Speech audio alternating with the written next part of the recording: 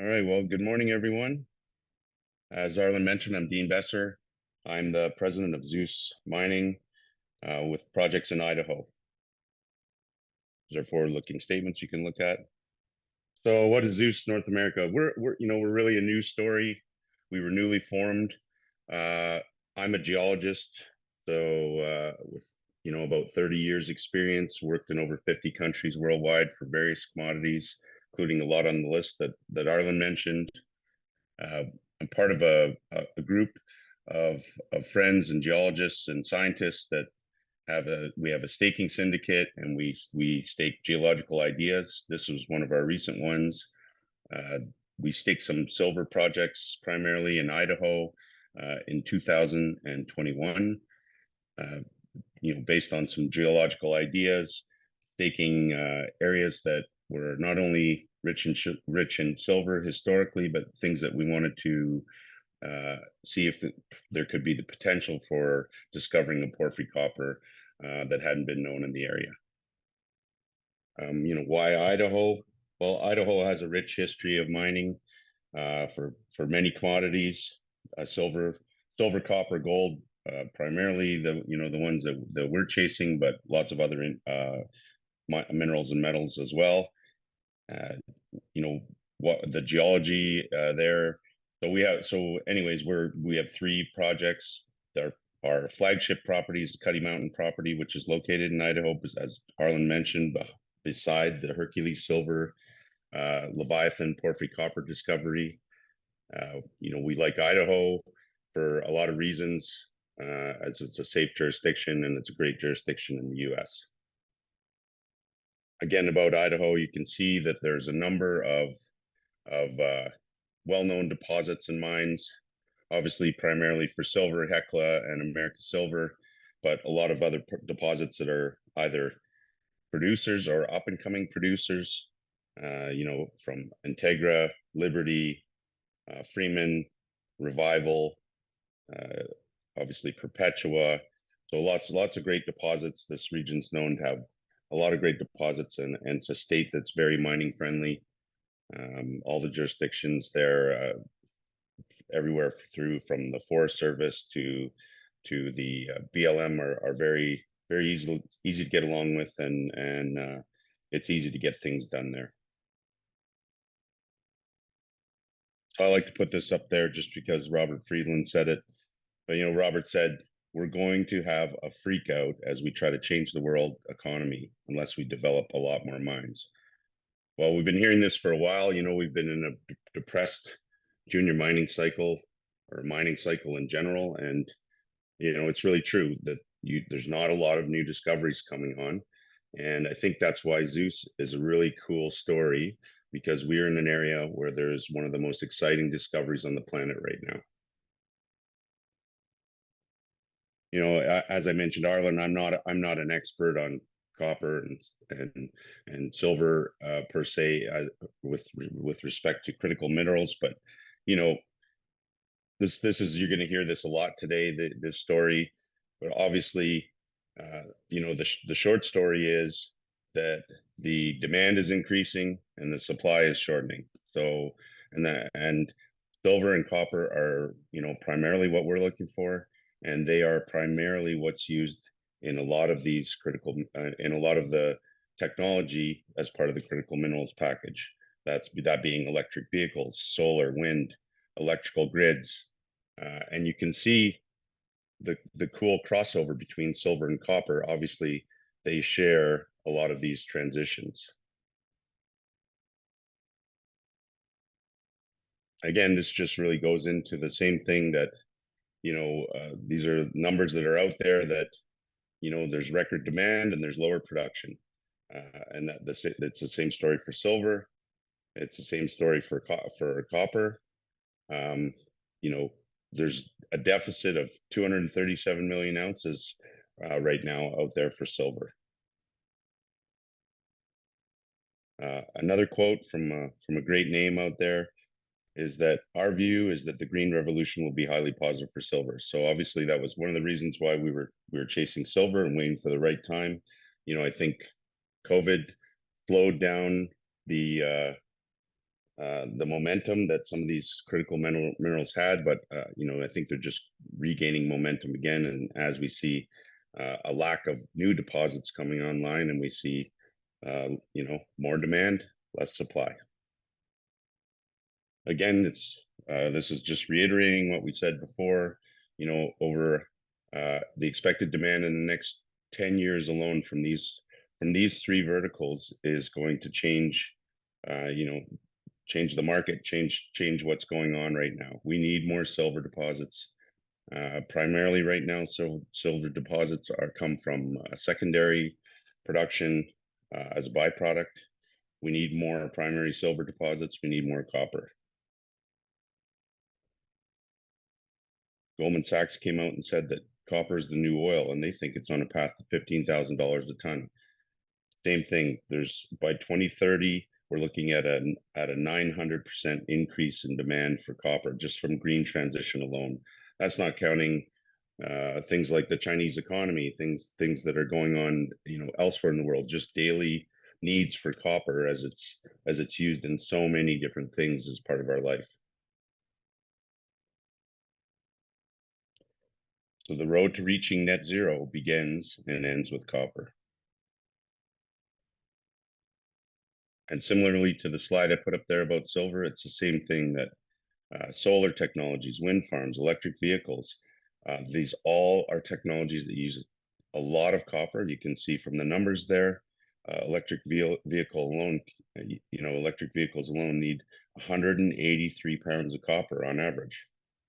It's a lot of copper. So we need more copper. A lot of the great deposits around the world are coming to an end, and there's going to be a problem. We can jump into where Zeus fits into this. As I mentioned, I was part of a staking syndicate. We staked a bunch of geological ideas, with some historic data backing them up. Back in 2021, we staked 3 properties. Obviously, our flagship Cuddy Mountain, which is near Hercules, and 2 other properties. One called Selway, which is gold silver. Another one called Great Western, which is silver.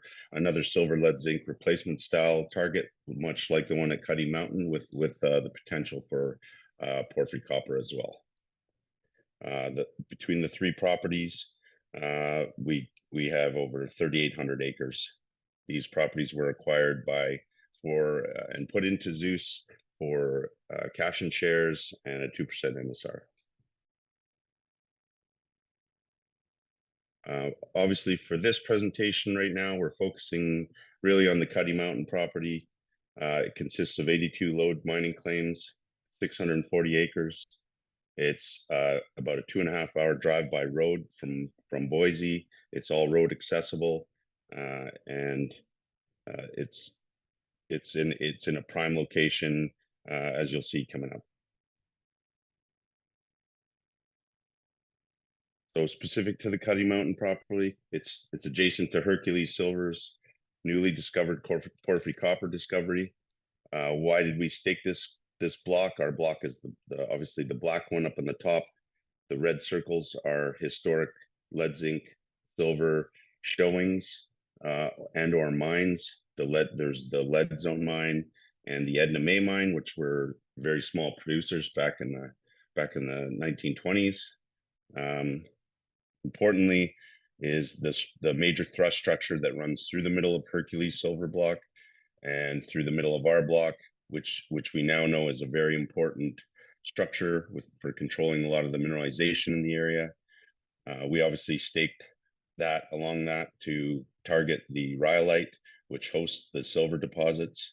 But what we now know from Hercules is that the rhyolite is thrust over a porphyry copper deposit. So when you get further to the north, the mineralization seems to get stronger, which bodes well for us. And again, this is following this major structure, and similar geology, similar everything to what Hercules has discovered. What's going on right now is there's thousands of new claims being staked in the area. So this map isn't I can tell you this map is not close to being accurate. Everything that you see on the map is staked now.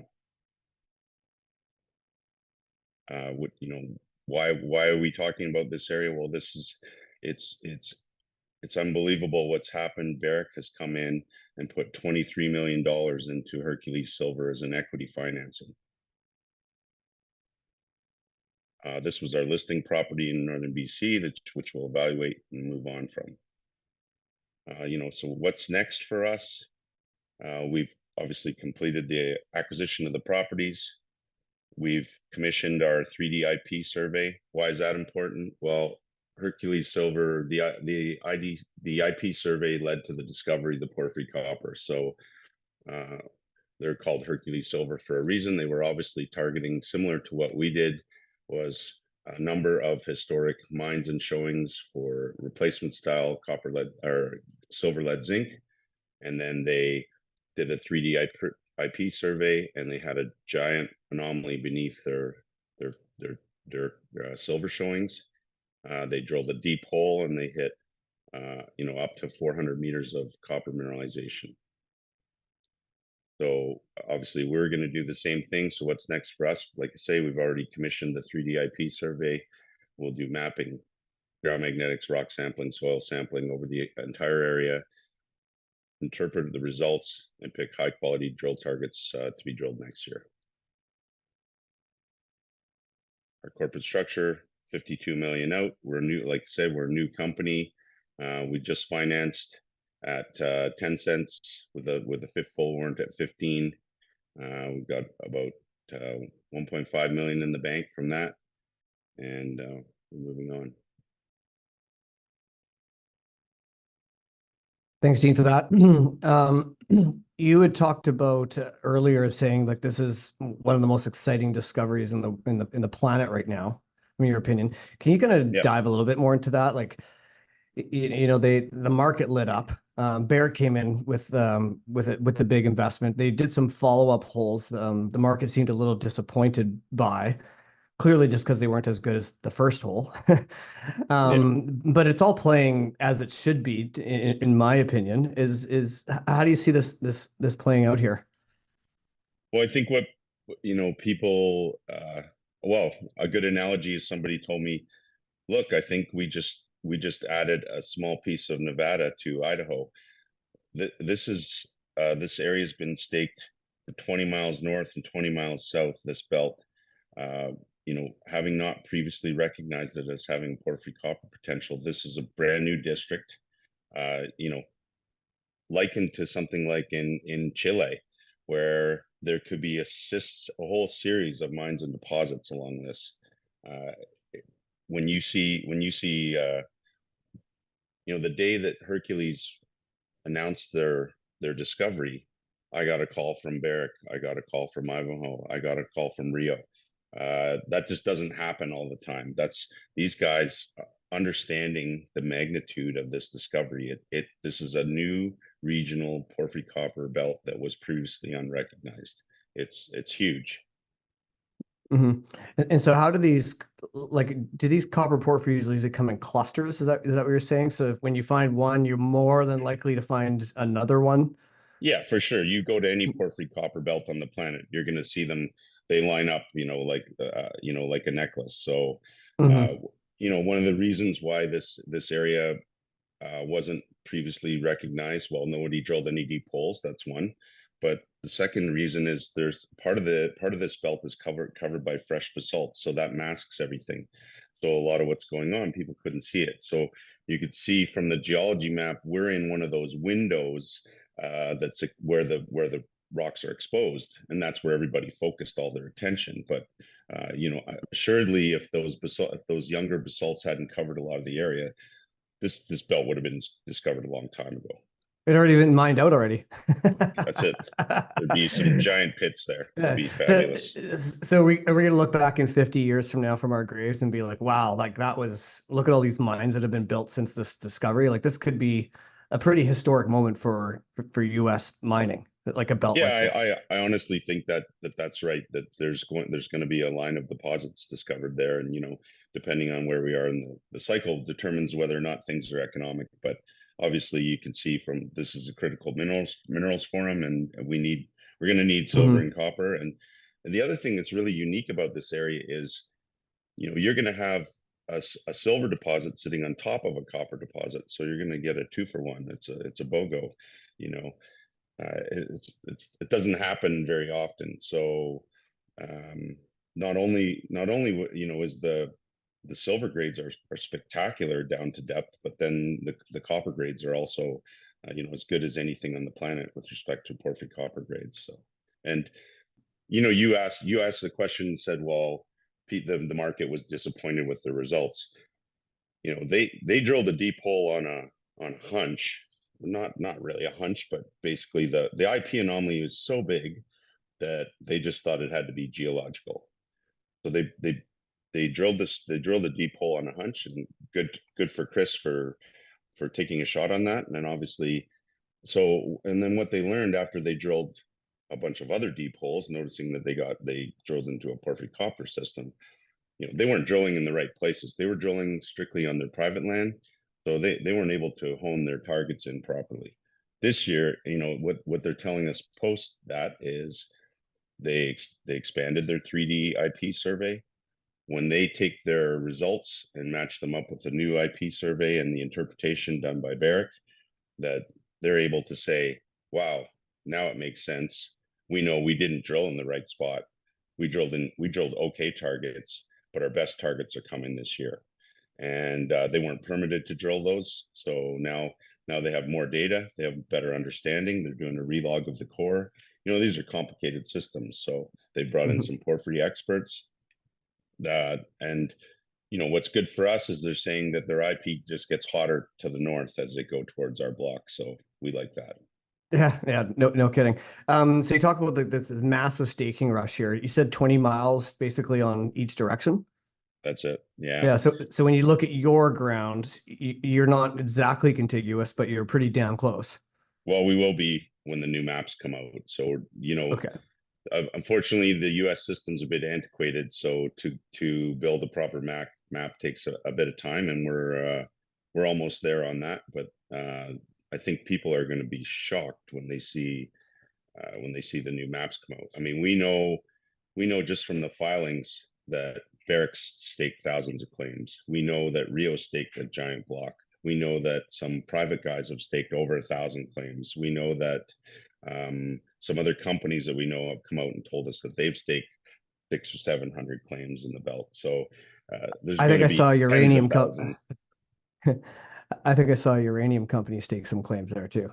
Of course. They haven't found any uranium yet, so they got to start looking for something else. Yeah, and get on them. I mean, yeah. So, and obviously Hercules will have their choice because they would have known that they drilled into that prior to everyone else knowing. But I mean, I think even today they'd like more ground. We'd all like more ground. So yeah. That's just the way it is. Yeah. Talk about your permitting process. You're on USGS land or BLM land or? Yeah, we're on Forest Service land. So, okay, Forest Service land. Yeah. Yeah. So we deal with the Forest Service, and to get a plan of operations is you can do it as quick as 10 months, but it's normally about a year. So you want to make sure you have your targets right. You can with a plan of operations, you can, let's say, for lack of better words, over permit. So, and you can get a buffer zone around your targets to allow you to move targets with a letter from Forest Service if need be. So, so the idea would, of course, be to once we get the interpretation of our data here by late summer, early fall, is to really get aggressive on the permitting and get ready to drill next year. But so basically IP would be coming first. Yeah, EIP's we've already got a contract in place with Diaz, and they're good to go May 1st. So, and going back to the silver here, I'm kind of jumping around a little bit. The idea when you say 2-for-1, like your silver, would that be like an open pit mine to start giving you access to underground copper porphyry? Is that a silver deposit at depth already? No, so the silver mineralization is from surface, and it's in those rhyolites, and those rhyolites are thrust over top of the the volcanics that host the porphyry mineralization. So yeah, to be determined, but I think you'd be looking at probably some sort of an open pit that transitions into a block cave, targeting first all the high grade copper mineralization and then moving from there. But again, depends on the grades at the end of the day and what everyone's able to put together. So of course, a lot of work to do from now until then. Yeah, otherwise it'll be a pretty big pit. Right on. Chuki Kamat is over a mile deep, so it's possible. Yeah. So we got a question from Lincoln. How you doing, Lincoln? Hope you're well. And he wants to know when the copper crunch will be felt by the buyers of the metal. And you've already made a disclaimer that you're not a critical minerals expert, but what are you seeing out there in the copper market? And we've seen some price action over $4 here lately, and all the analysts are calling for, you said it earlier, like up to $15,000 a ton. That's a big move from where we are. Yeah, well, I mean, again, I'm definitely not an expert on this topic, but what I'm hearing out there is that in order to bring one of these things onto production, that they need, nearly $5 copper to bring some of these new deposits that are sitting there into production. So, it's pretty simple. Supply and demand. Once that catches up, the price has to go to a place that allows us to mine those deposits. So I think there's no question that it's going up. When that happens, I don't know. I mean, I think we'd all say that the EV magic that everyone thought was going to take a few years is taking a bit longer. I mean, that's the reality. So, but what the timing looks like on that, I have no idea. One of my favorite quotes is from the CEO of Freeport. He said copper could go to 10, 12 bucks a pound, and it would still take us years to bring on new production. That's wild. Yeah, that's what that's what people don't realize, is that probably from the day some of these porphyries, from the day you start building these things, you're still 5 years to production, right? Like they're big mines. So yeah. One last question about your asset and that district that you're working in here. What do you think is the most misunderstood understanding of this district? Like what are people not getting about this district play, do you think, right now? Well, I think people just, well, I guess here's a good analogy. The group that's doing our 43-101s for us, I get the 43-101 draft back, and it just talks about the silver mineralization. I think people don't really understand the significance of discovering a new porphyry copper belt. Like that just doesn't happen these days because they're all known. People they don't exist. So that's why I said, one of my friends said, this corner of Idaho could become a mini Nevada. Like, that's what people don't understand. And anybody who knows, who's worked down in Nevada, when you fly over, you just see pit after pit after pit after pit, and there's gold belt, there's a copper belt, and it's fantastic. So that's the significance, and I think that's what people really don't understand, that this isn't just finding a localized copper deposit. Like, they drilled into almost a kilometer of mineralization, and they didn't come out of it, and they weren't even drilling their best targets. Like, that's what people don't really understand. Yeah. And awesome. I saw online, someone named Barry was asking about where the properties are, and again, they're just, our property is just, which now will be adjacent to Hercules Silver, just to the northwest, and right along that same trend. But that gap that you see on our maps is only because there's a large canyon there in between us and them, and you wouldn't be able to drill in there anyways, for obvious reasons. So cool. Dean, thank you very much for your time. Glad to have you on the show for the first time, and we'll be watching very closely what you're up to there. A very exciting play, very exciting district, and we'll certainly be watching the Hercules play out too as well. That's super exciting for the market. It's good for the market, right? We all need to make money. Yeah, so sure. It's to get some liquidity back in here. So awesome, Dean. Thanks so much for your time, and we'll chat to you again soon. Okay, thanks for having me. Yeah, appreciate it.